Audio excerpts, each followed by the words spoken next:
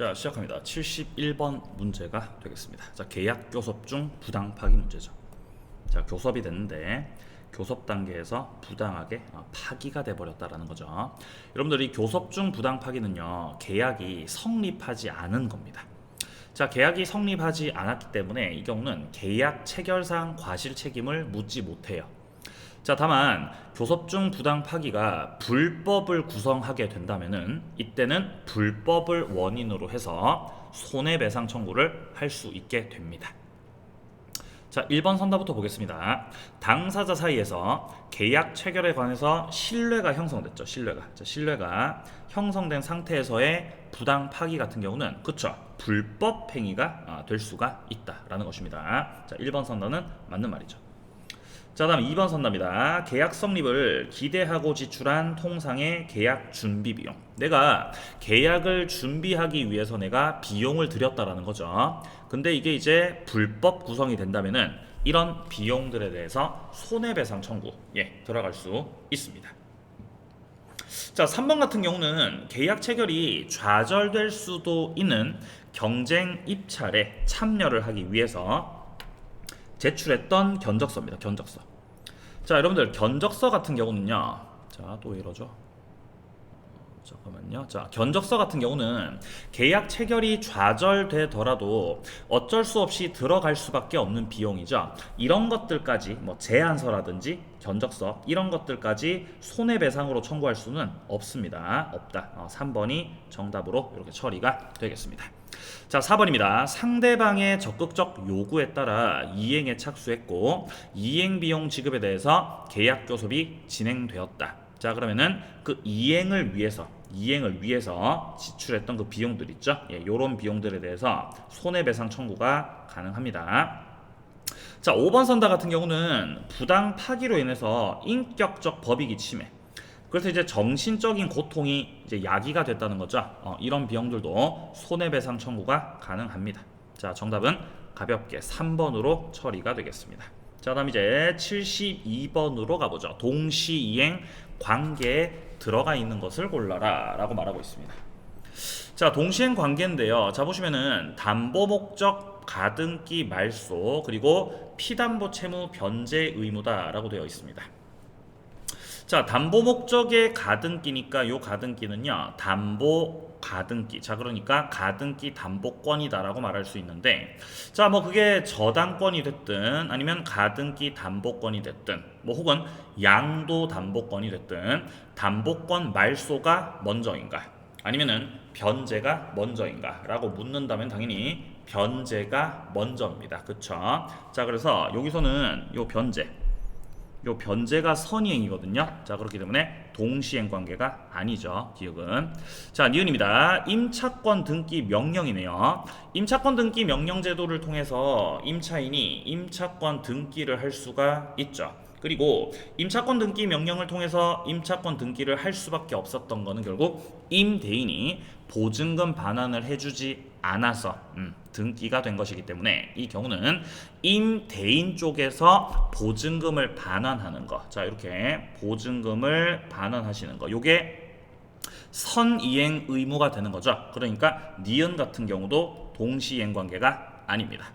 자, 근데 이제 디귿과 리을 같은 경우는 뭐 계약이 해제가 됐다 그러면 원상으로 회복하고, 자, 리을 같은 경우는 전세가 끝났기 때문에 전세금 반환, 자, 그리고 전세권자는 목적물 반환을 해주고 그리고 말소에 필요한 서류 교부해줘야 되죠. 양자의 채무 동시이행 관계가 맞습니다. 자, 그렇기 때문에 동시이행 관계 속에 들어와 있는 것은 디귿과 리을 정답은 5번으로 처리가 되겠습니다. 자, 정답 5번으로 처리 5번. 자, 그럼 이제 73번으로 자, 이어서 내려가 보죠. 자, 부동산 실권리자 명의 등기에 관한 법률 시행 이후의 명의 신탁입니다.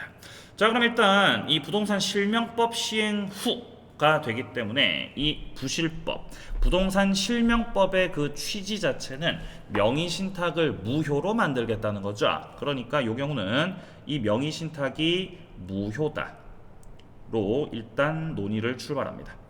근데 명의신탁이 예외적으로는 유효가 될 수 있는데, 자, 종중이나 배우자나 종교단체 같은 경우는 예외적으로 유효가 될 수 있는 거죠. 자, 먼저 1번입니다. 사실혼 관계입니다.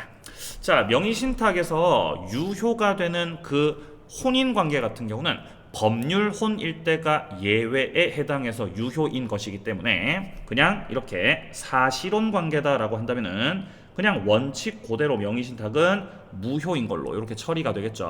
따라서 1번 선단은 맞는 말입니다. 자, 2번입니다. 신탁자하고 수탁자가 혼인을 했네, 혼인. 자, 혼인을 해서 법률상 배우자가 되었다라는 것입니다.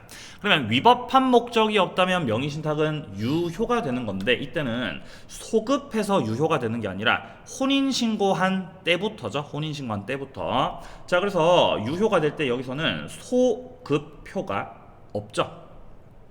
근데 소급해서 유효가 된다라 그러니까 2번이 틀렸죠, 그죠? 2번이 정답 처리가 됩니다. 자, 3번입니다. 신탁자가 무효인 명의신탁의 해지 원인으로는 등기 청구할 수가 그쵸? 없죠. 자, 왜냐면 명의신탁 자체가 지금 무효이기 때문에 명의신탁 해지를 한다는 것 자체가 불가능하죠. 명의신탁을 해지하는 건 명의신탁이 유효일 때 해지가 되는 거지, 명의신탁이 무효일 때는 해지 자체가 불가하기 때문에 이 경우는 명의신탁 해지를 원인으로 등기 청구는 할 수가 없다. 예, 맞는 말 되겠습니다. 자, 4번 내려가겠습니다. 명의신탁 약정 자체가 선량한 풍속, 사회질서 위반이다라고 볼 수는 그쵸? 없는 거죠. 자, 명의신탁은요, 반사회적 법률 행위가 아닙니다. 그쵸? 자, 명의신탁은 반사회적 법률 행위가 아니다라는 거. 자, 5번입니다. 신탁자하고 수탁자 사이에서 명의신탁 약정을 했고 수탁자을이 직접 매수인으로서 병으로부터 부동산 매수한 거죠. 그러면 이 5번 선다에서의 명의신탁 같은 경우는 여러분들 계약 명의신탁이죠. 계약 명의신탁. 혹은 이거를 위임형 명의신탁이라고도 합니다. 자, 만약에 신탁자가 매수자였다라고 한다면은 중간생략형 명의신탁이겠지만 지금 이 5번 선다 같은 경우는 수탁자을이 직접 매수인으로서 계약을 체결한 것이기 때문에 신탁자로부터 뭡니까? 자금을 제공받아 가지고 수탁자가 계약을 체결하고 수탁자가 등기를 받은 거죠. 그리고 지금 매도인도 선입니다. 선이. 자, 그렇기 때문에 부동산 소유자는 자연스럽게 수탁자가 소유자가 되는 거죠. 자, 그렇기 때문에 여기서 갑이, 신탁자 갑이 수탁자을 상대로 해가지고 자금을 돌려달라고 할 수는 있지만 이 부동산을 돌려달라고 할 수는 없습니다. 자, 그래서 정답은 2번으로 처리가 되겠다라는 거죠. 자, 74번 문제로 넘어가 보겠습니다. 자, 부동산 물권 변동 문제네요. 자, 1번입니다. 갑의 저당권 설정된 을의 토지가 수용됐습니다. 자, 지금 땅이 수용됐네요. 수용. 자, 수용 재결상에 수용 개시일까지의 보상금 지급 공탁되지 않았더라도 갑의 저당권이 소멸한다라고 되어 있는데 소멸하지 않습니다. 자, 지금 현재 을이 소유하고 있던 토지였고요. 그리고 갑이 이 토지의 저당권자인 상태죠.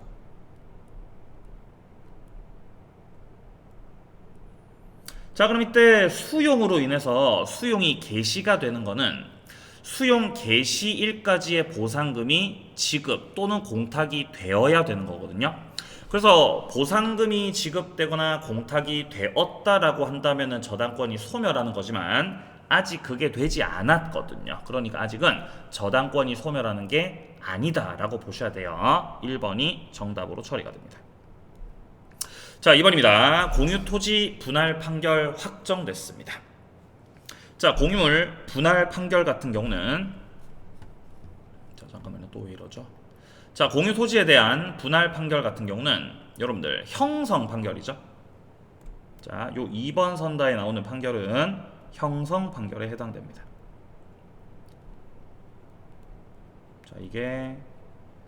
형성 판결에 해당이 되기 때문에 이 경우는 분할 등기 전이라도, 그렇죠, 등기를 하지 않는다 하더라도 물권 변동은 일어나게 되는 것이죠. 자, 4번입니다. 매수인 을이 매도인 갑을 상대로 등기 청구 소송해서 승소 판결이 확정됐습니다. 그럼 여기서의 판결은 뭔가 이행 청구했는데 판결 떨어진 거니까 이 3번 지문에서의 판결은 이행 판결이죠. 이행 판결 같은 경우는 판결 받은 대로 등기를 해야 물권이 변동되는 거죠. 자, 그렇기 때문에 판결 확정됐다고 하더라도 을이 즉시 소유권 취득하는 건 아니고 등기를 해야 소유권 취득이 되는 거죠. 3번 정답으로 처리가 됩니다. 자, 4번입니다. 복구가 심히 곤란할 정도로 토지가 포락됐다는 거죠. 자, 토지가 포락됐다는 거는 건물로 따지면은 멸실된 거나 마찬가지의 상태입니다. 자, 나중에 다시 성토가 된다라고 해서 소멸했었던 종전의 소유자가 다시 회복을 하는 거는 아니죠. 새롭게 소유권 취득이 되는 거지. 성토가 되면은 이전에 소멸했었던 그 소유권이 다시금 회복되는 건 아닙니다. 토지가 포락되면은 이거는 절대적 소멸이거든요. 자, 절대적 소멸에 해당되기 때문에 그 소유권이 지금 회복되는 것은 아니다라는 거죠.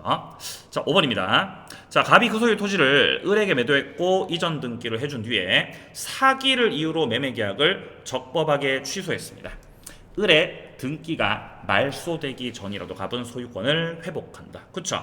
자, 을에게 등기가 격려되고 나서 계약이 취소가 됐기 때문에 을이 취득했었던 소유권은 갑한테로 뭡니까? 자동 복귀가 돼버리는 거죠. 그러니까 등기를 하지 않는다 하더라도 갑은 자연스럽게 소유권을 회복하게 되는 것입니다. 자, 5번은 맞죠? 정답 1번으로 처리하시면 되겠습니다.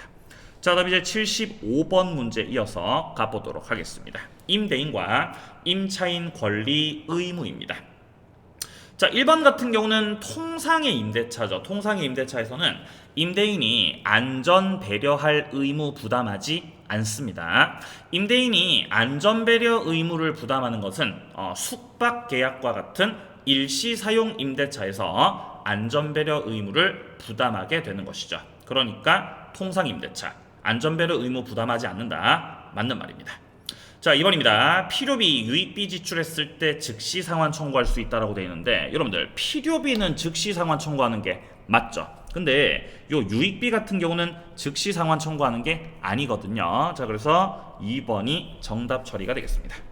자, 3번입니다. 지상물 매수 청구권 행사를 할 때는 재판을 걸어서 행사를 할 수도 있고 아니면 그냥 의사 표시해서 행사할 수도 있다. 자, 4번입니다. 건물 소유 목적의 토지 임차권이 임대인의 해지 통고에 의해서 소멸했다. 자, 그런 경우도 문제없이 이 지상물에 대해서 매수 청구권이 허용이 되겠습니다. 자, 지금 4번 선다 같은 경우는 건물 소유를 목적으로 하는 토지 임대차죠. 자, 갑의 토지를 을이 임차인으로 빌렸습니다. 자, 좀 가리니까 위에다 할까요? 위에다 다시 해볼게요. 자, 토지 소유자는 갑입니다. 자, 토지를 소유하고 있는 사람은 갑. 그리고 이 갑의 토지를 을이 빌렸죠. 그럼 을이 토지 임차인입니다. 자, 그럼 을이 토지를 빌린 이후에 건물을 이렇게 신축했다는 거죠. 그럼 건물이 을 건데, 자, 원칙상 임대차가 만료되고 나서 지상 건물이 현존하고 있다면 임차인은 일단 1차적으로는 계약에 갱신 청구를 해야죠. 그리고 갱신 청구가 거절됐다라고 한다면은 이제 연달아 이어서 지상 건물에 대해서 매수 청구권을 행사할 수 있습니다.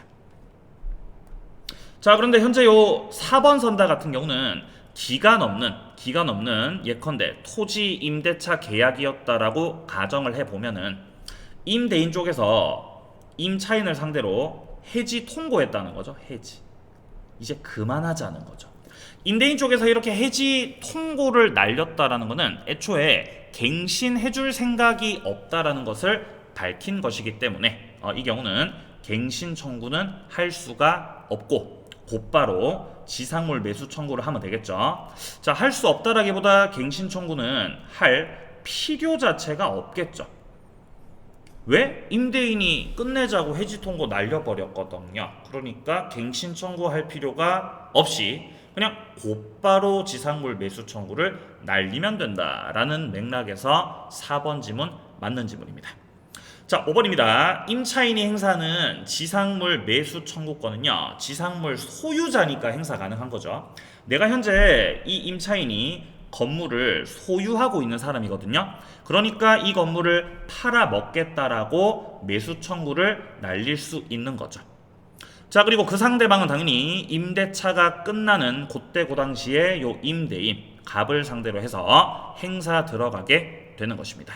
자, 만약에 임차인이 매수 청구권 행사를 하려고 하는데 갑이 토지를 다른 사람한테 팔아버렸다라고 한다면은 그 제3자를 상대로 해서 요렇게 매수 청구 들어가야 되는 거죠. 그러니까 임대차 끝날 당시에 임대인을 상대로 행사를 하는 게 일단은 원칙이다라는 맥락입니다. 자, 그래서 5번은 맞습니다. 정답 2번으로 정리가 되겠습니다. 자, 이렇게 75번까지 문제 풀어봤고요. 이번 한 주 잘 마무리하시기 바라고 또 다음 주에 또 새로운 영상으로 여러분들 만나 뵙도록 하겠습니다. 여러분들 모두 빠빠이.